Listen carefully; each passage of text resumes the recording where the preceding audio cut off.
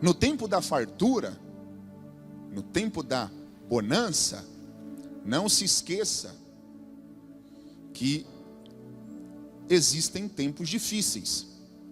Então você sempre precisa ter uma reserva. E foi isso que fez com que o Egito se diferenciasse de todas as outras nações. Enfim, José era o governador. Os irmãos de José, aqueles que fizeram tanto mal para ele, que até mentiram para o pai que José havia morrido. Ô Daniel, você já parou para observar, apóstolo? Eu vou falar uma aqui que não está no Google. Essa que eu vou falar não está no Google, André. E se ele não pegar, eu vou pular lá. Como que a quadrilha, porque eu não posso chamar eles de irmãos apenas, né, porque aquilo ali é uma quadrilha qualificada. Como que aquela quadrilha convenceu Jacó que José estava morto?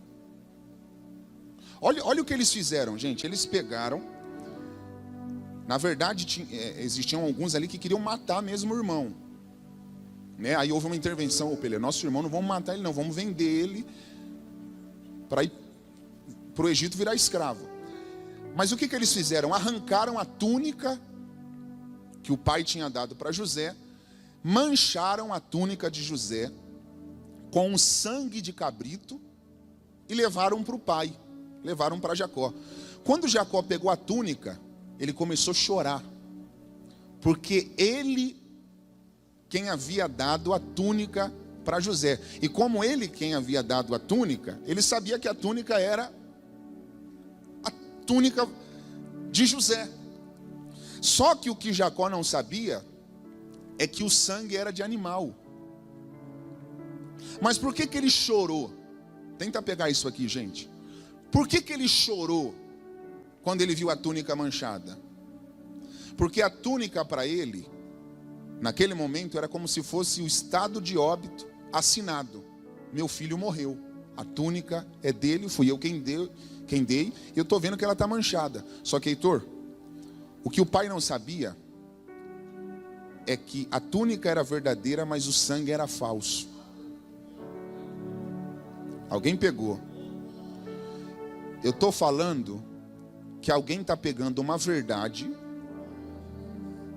lambuzando com uma mentira. Eu estou arrepiado. E de primeiro momento a mentira vai parecer verdade. É quando alguém pega uma verdade sua e lambuza com uma mentira. E aí você vai ser injustiçado. E aí quando você tentar provar sua inocência, alguém vai falar: a túnica é sua. Pastor, quando acontecer isso comigo, quando eu for caluniado, quando eu for injustiçado, o que eu tenho que fazer para provar minha inocência? Conselho de amigo: não grite, não revide, porque é isso que eles querem. Pastor, mas como eu vou provar? Falaram que você está morto? Não grita para provar sua inocência. Só fique vivo. Essa mensagem tem endereço para alguém. Lá em cima eu estou vendo alguém com a mão levantada. Deus usa o tempo como remédio e também usa o tempo como justiça. No fim, a verdade vai prevalecer sobre a mentira. Você pode aplaudir a Jesus se você acredita?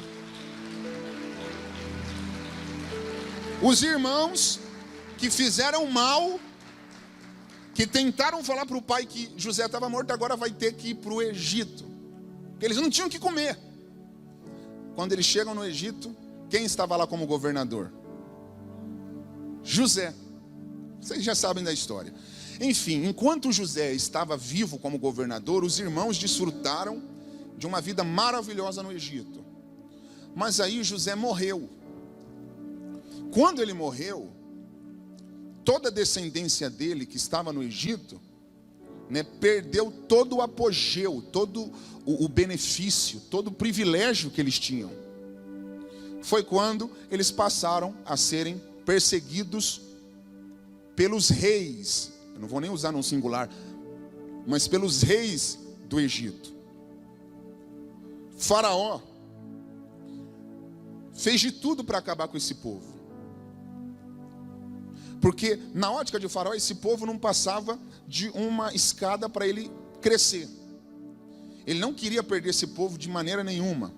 Ele queria que esse povo ficasse submissos aos trabalhos escravos no Egito. E aí Deus levantou Moisés. Eu já preguei, acho que eu estou contando a história aqui da Bíblia, mas e contando, eu estou lembrando de várias pregações minhas. Enfim, aí nasceu Moisés na tenda de Joquebede, que ela escondeu. Eu já preguei tudo isso, gente. Enfim, na sarça Deus falou para Moisés: ó, eu te escolhi para você ser o meu representante diante de Faraó. Aí Moisés falou para Deus: mas quando eu chegar diante de Faraó, o que eu vou falar para ele? Porque eu não sei qual é o teu nome. Faraó vai querer saber o teu nome. Deus falou: você quer saber minha identidade? Pega ela e leva para Faraó. Quando você chegar lá, é só você falar isso aqui, ó: o eu sou me enviou aqui. Gente, olha, quando Deus, ó, o apóstolo, se ele não pegar, eu vou acabar a pregação, hein? Ô Daniel, foi uma das únicas vezes que Deus revelou a identidade dele. Quem chamou Deus de provedor foi Abraão. Jeová Jirê. Você vai ver que as pessoas foram dando nomes para Deus. Iavé Tzidkenu, o Senhor é minha justiça. E aí, se você for Jeová Shalom, Deus da paz, se você for pegar os nomes de Deus, na maioria das vezes foram personagens da Bíblia que deram para ele, de acordo com a experiência que eles tiveram. Por exemplo, Jeová Nissi, o Senhor é minha bandeira, e por aí vai. Se eu for ficar falando aqui, mas Heitor, uma das únicas vezes que o próprio Deus deu a identidade dele para o homem foi aqui, porque Moisés perguntou: qual é o teu nome? E Deus falou: meu nome é esse, eu sou o que sou. No hebraico essa frase é Yod-He Vav-He. E se você tenta traduzir para o português esse eu sou o que sou, você vai olhar, Fábio, vai falar: caramba, essa frase não faz muito sentido. Por quê? Vamos lá. Eu sou, do verbo ser. Eu, primeira pessoa do singular. Eu sou o que sou. Não faz sentido. Eu vou tentar explicar para vocês. Essa frase só cabe aqui quando você coloca um adjetivo. Por exemplo, se eu falo assim para vocês: eu sou, automaticamente você vai querer saber o que eu sou, porque senão a frase não faz sentido. No meu caso, vai fazer sentido se eu falar: eu sou bonito. É brincadeira? Né? Convencido? Não, estou brincando. Vai achar que o pastor é convencido. Mas, por exemplo, só vai fazer sentido se eu colocar um adjetivo, ou positivo ou negativo. Tipo, eu sou pastor. Aí eu estou definindo o que eu sou. Pegou? Eu sou homem. Eu sou advogado. Eu sou psicólogo. Eu sou dentista. Eu sou desembargador. Eu sou juiz. Eu sou médico. Então a frase só vai fazer sentido se você coloca um adjetivo. Porque se você fala eu sou e não coloca um adjetivo, não faz sentido. Aí você pega o hebraico e vai estudar. Por que Deus não colocou um adjetivo para a frase fazer sentido? Por que Deus falou eu sou o que sou? Yod-He Vav-He. Preste atenção. É porque se Deus colocar, se você não pegar, eu pulo aí, gente. Se Deus colocasse um adjetivo, Deus estaria limitando quem Ele é.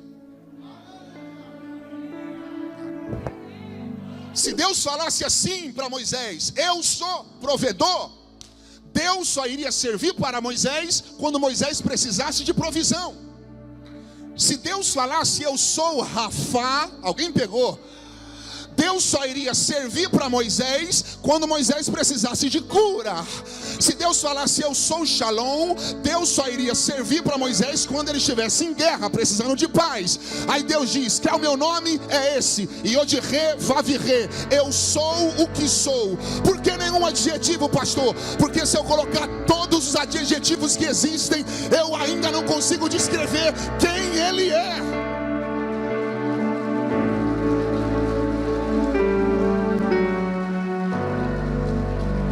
vou simplificar. Eu vou simplificar para vocês entenderem esse eu sou que sou. É isso aqui, Karina. Deus está falando para Moisés: eu sou tudo o que você precisar que eu seja.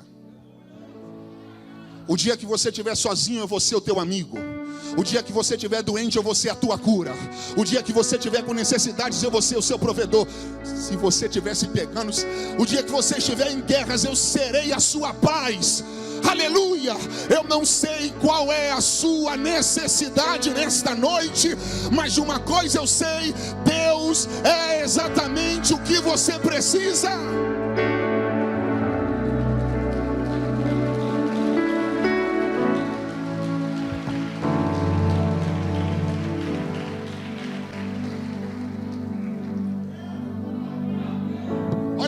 Olha quantas pessoas tem aqui. Se eu for perguntar qual é a sua necessidade, você pode ter certeza que ela não será a mesma do que a de todos, porque as necessidades são diferentes. Alguém aqui precisa de porta de emprego, mas tem gente aqui que não precisa de dinheiro porque a conta está cheia. Tem gente aqui que precisa de saúde porque está enfermo, mas existem pessoas aqui que não precisam de saúde porque está perfeito. Vocês estão vendo como cada um tem uma necessidade? Mas aí Deus se manifesta e diz assim: fiquem tranquilos, que para cada um eu vou me manifestar de acordo com o que está precisando. Olha, alguém está de pé ali, dá mais um grito de glória para esse Deus que é tudo. Se é para Ele, aplauda mais forte. Aleluia. Eu já vi, Daniel, ou André, eu já vi pessoas falando assim: a palavra do Senhor se renova a cada dia. E aí você pensa que se renova, mas preste atenção, não existe esse versículo na Bíblia. O versículo é: as misericórdias do Senhor se renovam a cada manhã, e se não fossem elas, seríamos consumidos. Não existe versículo que a palavra se renova a cada manhã. Mas pastor Raik, por que eu ouço a palavra e cada vez ela é diferente, mesmo sendo o mesmo capítulo? Não é que a palavra muda, a palavra é a mesma. Ela não se renova porque ela não fica velha. Mas pastor, por que uma vez eu ouço uma pregação e depois ouço a mesma pregação, mas é diferente? Não é a palavra que está mudando, é a sua necessidade que está mudando. Aí a palavra é tão poderosa que ela se encaixa perfeitamente de acordo com a sua necessidade. Vocês não estão aqui não. Mas vamos lá. Eu vou pregar outra coisa, mas só de contar as histórias a gente para. Enfim, Deus falou para Moisés: eu sou o que sou. Acho que eu vou acabar a pregação aqui. E aí eu continuo na outra.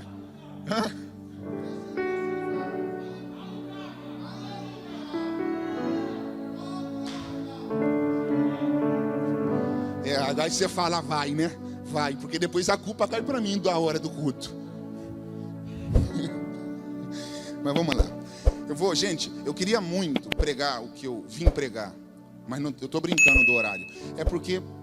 Mas eu vou correr, vou direto ao ponto, tá? Moisés apresenta-se diante de Faraó e diz: ó, o Deus dos hebreus, o eu sou, está mandando você soltar esse povo, porque esse povo não é teu. Esse povo é propriedade exclusiva do eu sou. Mas Faraó era tão arrogante que ele falou assim: ó, eu não vou soltar esse povo não. Esse povo é meu, não é nada do eu sou. Aí começou a Guerra Fria. Faraó arrumou guerra com a pessoa errada, gente. Começaram a vir as pragas. Faraó falou: não vou soltar. E Deus falou: toma, uma, pá, duas, pá. E Faraó: não vou soltar. Mais uma, pá. Total, 10 pragas. E se eu fosse aqui falar de cada uma, preste atenção, a 9ª praga foi que Deus fez o dia escurecer no Egito. Imagine meio-dia, né? Imagine, quase 1h da tarde, o dia virar noite. Foi isso que Deus fez lá no Egito. Agora, por que Deus fez o sol se escurecer no Egito? Ô Heitor, você está com a chave do carro, né? Liga lá, que se ele não pegar, nós vamos embora. Nós vamos mesmo. Por que Deus fez o sol escurecer, o dia virar noite no Egito? Não sabe? Isso aqui não tem no Google. Pega. Faraó adorava um Deus chamado Ra, que era o Deus do sol. Aí o Deus dos hebreus disse assim: eu vou mostrar para ele que fora de mim não há outro.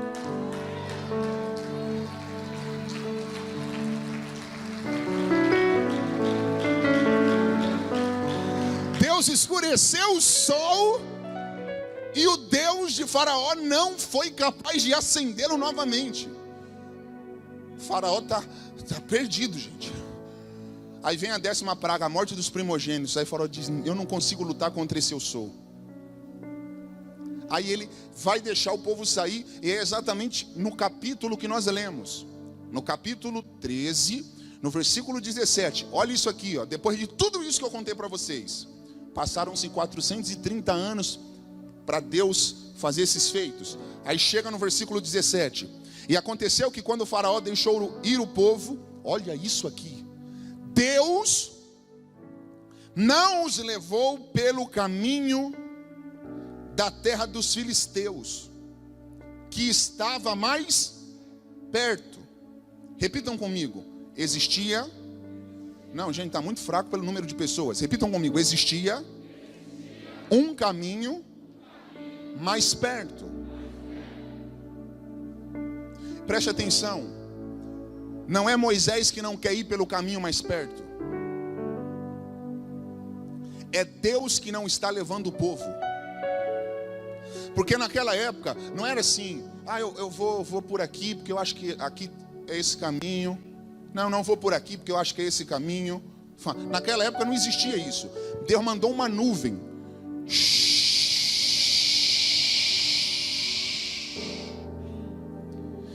E a nuvem era o Waze de Deus: vire à direita, vire à esquerda, semáforo com radar. A nuvem era o Waze de Deus na época. Então quando a nuvem se movia,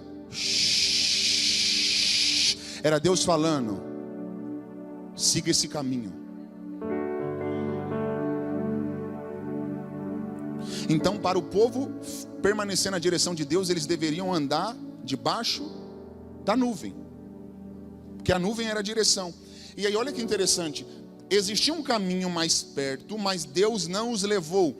E é aqui que eu ia começar a pregação, né? Mas não vou falar que vou começar agora, senão vai acabar muito tarde o culto. Vamos lá. Existia um caminho mais perto, sim ou não? Agora, por que Deus não levou o povo por esse caminho?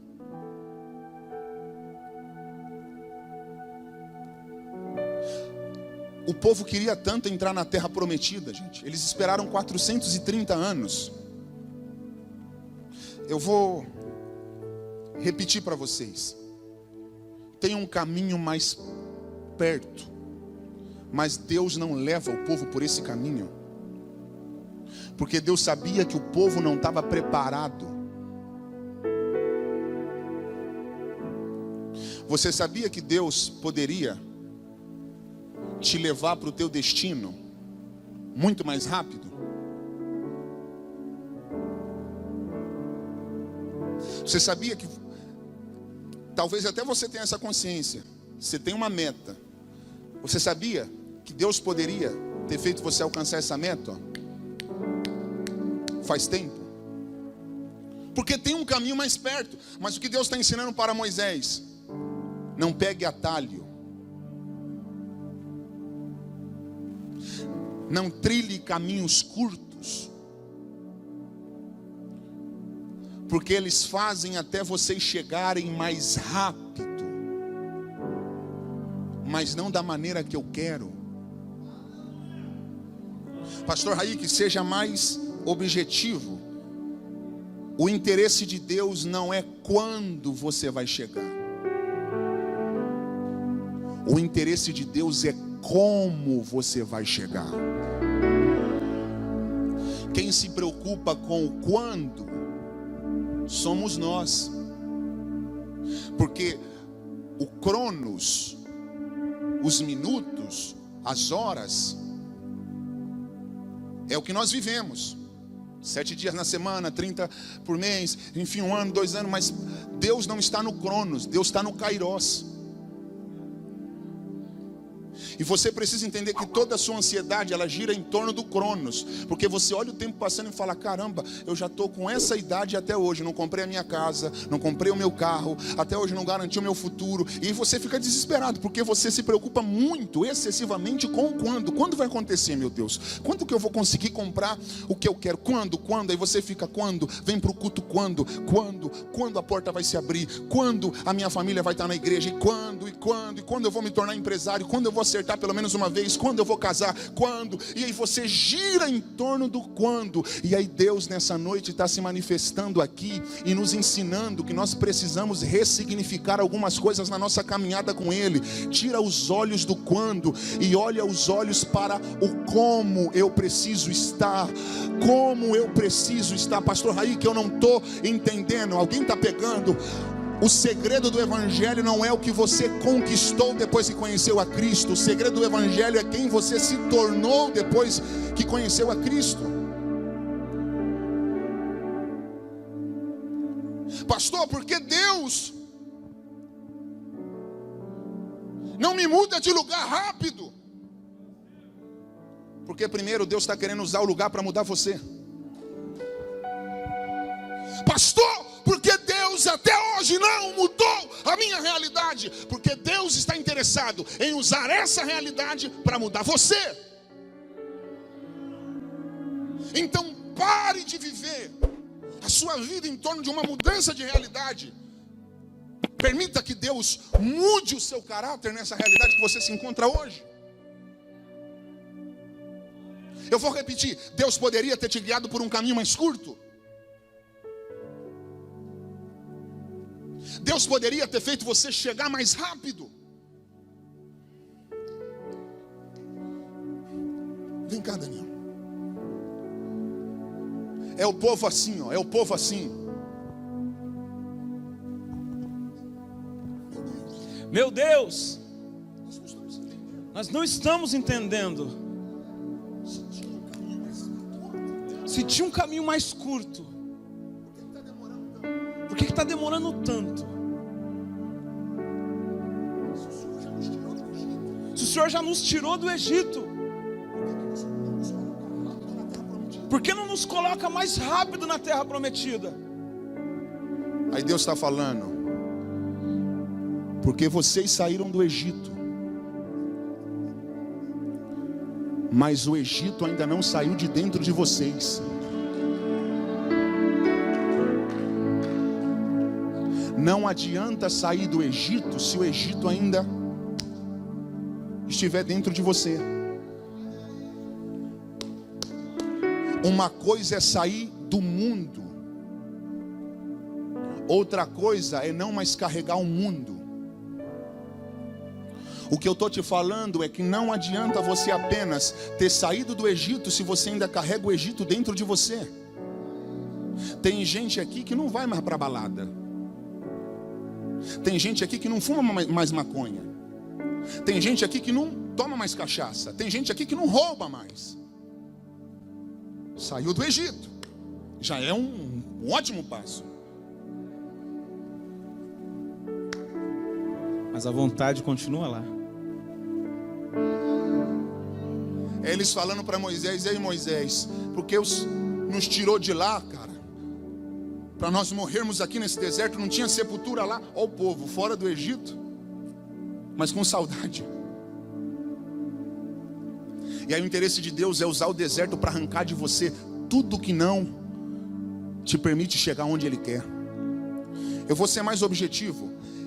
Existem muitas coisas que Deus quer arrancar de dentro de você.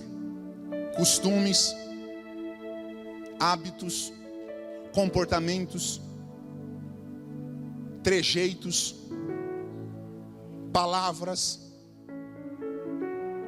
Agora, preste atenção, agora é com você. É com você. Ou você se abre para Deus trabalhar o seu caráter, ou você vai ficar dando volta no deserto. O doutor André, olha que loucura, que as pessoas não entendem. Eu amo quando eu vejo pessoas pegando a palavra. Olha o casal vindo selar na palavra, no altar. Doutor André, quando você pega a geografia, você vê que do Egito até Canaã, eles deveriam percorrer um percurso de aproximadamente 450 quilômetros, apóstolo. 450 quilômetros. Sabe quanto tempo era para essa viagem levar? Me pergunte. Quanto tempo, pastor? 40 dias. Mas a pergunta é essa: por que uma viagem de 40 dias está se tornando uma viagem de 40 anos? Gente, 40 anos! É Deus falando: enquanto eles não estiverem do jeito que eu quero, não tem como eu levar eles para onde eu quero. Não é que Deus precisa preparar um lugar, porque o lugar já está preparado. Deus precisa preparar você para te colocar lá. Alguém está entendendo?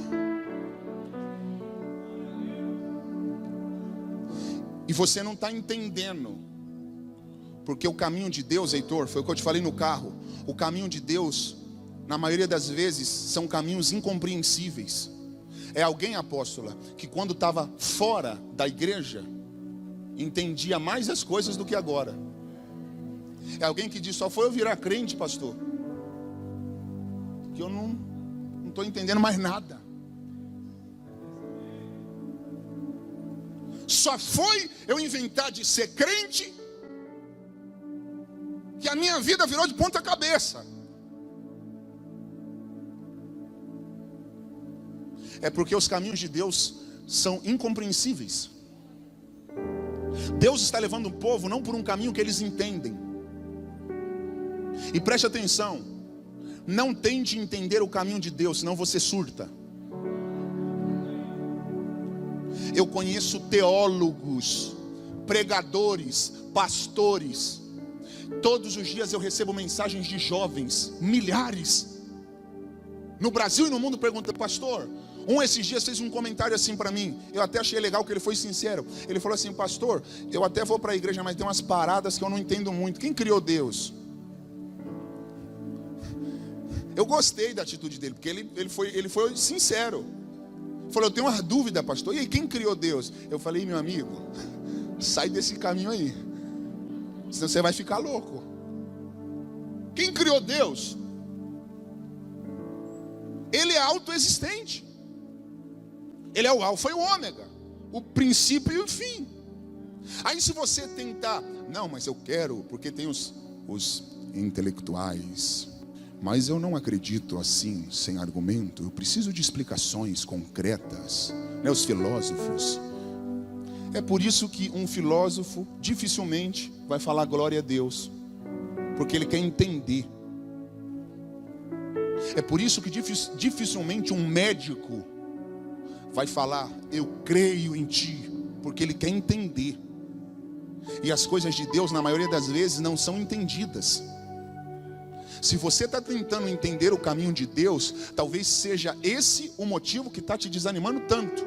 O caminho de Deus não é para ser entendido, o caminho de Deus é para ser aceito e trilhado. É Jó.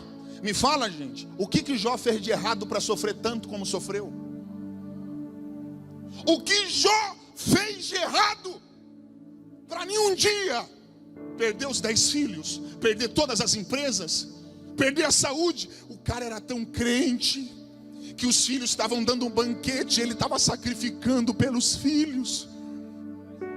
Aonde Jó errou para passar por tudo aquilo? Se Jó ficasse buscando explicações, ele não iria encontrar. E teve um momento do livro que ele ficou tentando perguntar para Deus o porquê. Aí Deus chamou ele para um diálogo e falou assim: onde você estava quando eu criei os mares? Onde você estava quando eu criei os céus? É Deus falando: não tente entender os meus mistérios, aceite que no final vai dar tudo certo. Você pode aplaudir ao Senhor?